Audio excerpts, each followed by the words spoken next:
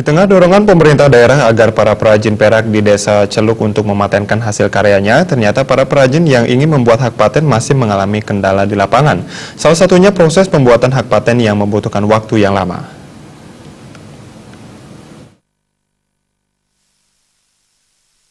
Salah satu perajin perak dan emas di Desa Celuk Kadeganda Ismawan mengatakan, hak paten tersebut bagus untuk melindungi hasil dari sebuah karya. Tetapi dalam pengurusan hak paten tersebut dirinya bersama perajin lainnya di Desa Celuk masih menemui kendala di lapangan.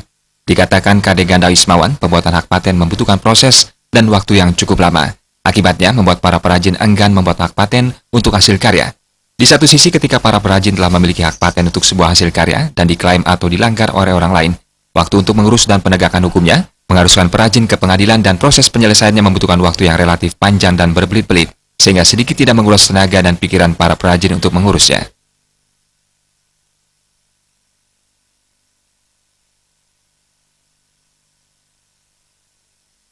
Itu sebenarnya bagus itu Pak.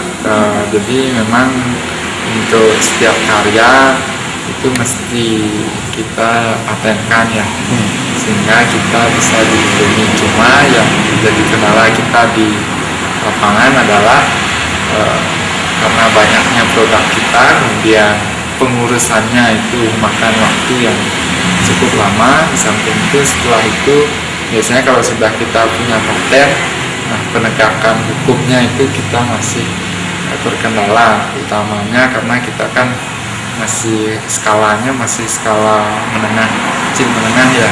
Jadi kita Kadeganda Ismawan mengakui ketika ada program hak paten yang difasilitasi dari Dinas Koperasi, pengurusan relatif berjalan cepat, membutuhkan waktu sekitar seminggu hingga 2 minggu sudah selesai hak patennya. Tetapi sayangnya dari program tersebut tidak semua motif atau desain hasil produksi para perajin bisa dipatenkan karena diberikan jatah beberapa buah saja. Sedangkan di satu sisi, perajin yang memiliki banyak motif dan desain produk kerajinan yang ingin dipatenkan